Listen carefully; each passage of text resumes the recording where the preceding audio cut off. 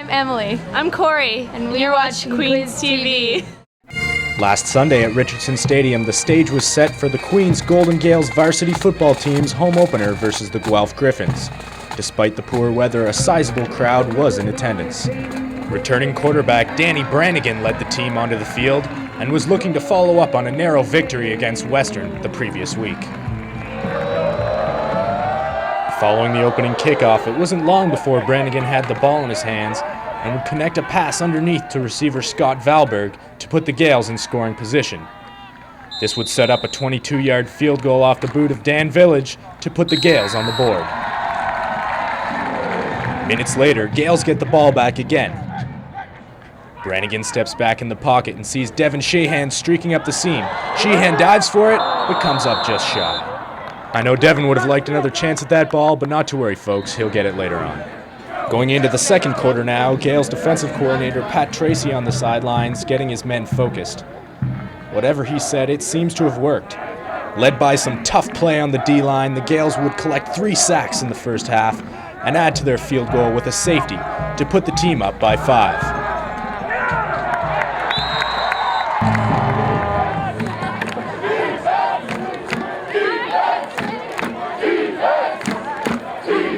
The Guelph Griffins weren't ready to go down without a fight, however, and following some adjustments, would manage to muster some offensive gains in the second quarter. This was capped off by a clever 8-yard touchdown pass to Griffins offensive tackle Ryan Bauman, giving the Griffins the lead going into halftime. After 30 minutes of play, 7-5 for Guelph. Second half now, Griffins start with the ball and quickly march their way downfield, leading to this 5-yard scramble by quarterback Justin Dunk. This would put Guelph up 14-5 and really give their fans something to cheer about. Offensive captain and receiver Robbie Bagg thinking it's time to get some points on the board, and the Gales would do just that. Brannigan sees Shahan streaking down on the same play from the first corner, and this time lays it right in the breadbasket. Shahan, untouched, takes it to the house for 79-yard reception to put the Gales within 2. The Oil Thigh would continue after a 32-yard touchdown run by Mike Giffen, and later, in the fourth quarter, Brannigan connects with Robbie Bagg, signed, sealed, and delivered. That'll do it, folks. The Gales take their home opener by a score of 26-14. Big credit here going to Mike Giffen, who rushed 115 yards on 25 carries, and quarterback Danny Brannigan, who completed 15 of 32 and threw for 261 yards. I caught up with Robbie Bagg after the game and asked him about Brannigan's performance. Like, Danny's going to make the play every time if he's got time to throw the ball, and that's just basically what we had to get going. Our O-line had to get some move, and our receivers had to start making some plays. And Mike Giffen, he ran the ball hard all game, so we just had to give him a hole, and he was going to make plays too.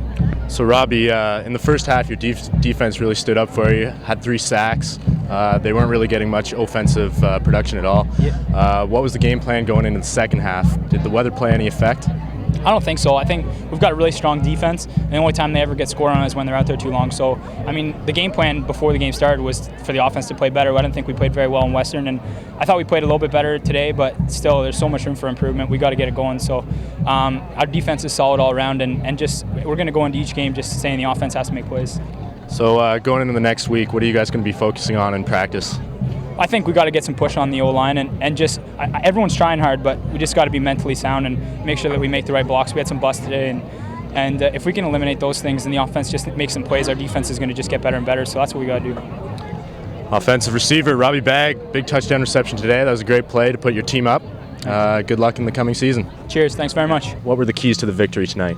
Well, they had a great running game, just a non-stop attack by Mike Giffen, the great running back who's really diversified his game.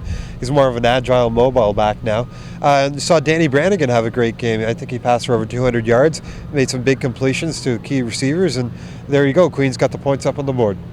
See, in the first half, Queens had 3 sacks, I believe. Defense was really playing tough right up until before the halftime when Guelph busted out a touchdown to take the lead 7-5. So what do you think happened in the dressing room during halftime? Well, somebody must have said something because Queens really did outplay Guelph the whole first half, and the scoreboard didn't really reflect that. So I think somebody said something to get them going, because when we came back in that third quarter, it was just excitement all over the place, lots of touchdowns going back and forth for both teams. So, yeah, I mean, the coaches do a really good job, I think, of getting these boys fired up at halftime.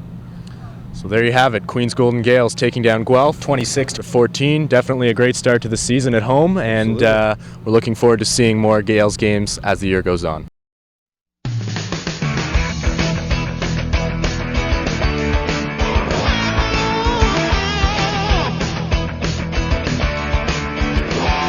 So how's the frosh this year? It's great. We have a lot of lame frosh, and they're all pretty lame, getting covered in dirt, and everyone's having a really good time. Phil, what is Walk Home? Queens Walk Home is a service that provides free walks to members of the Queens community around campus and around Kingston.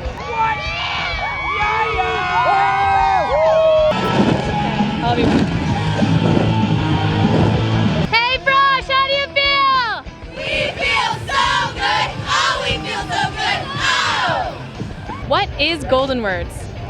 Well, Golden Words is a publication on campus. You basically kind of just show up. We do our press nights every Sunday from noon until the wee hours of Monday morning.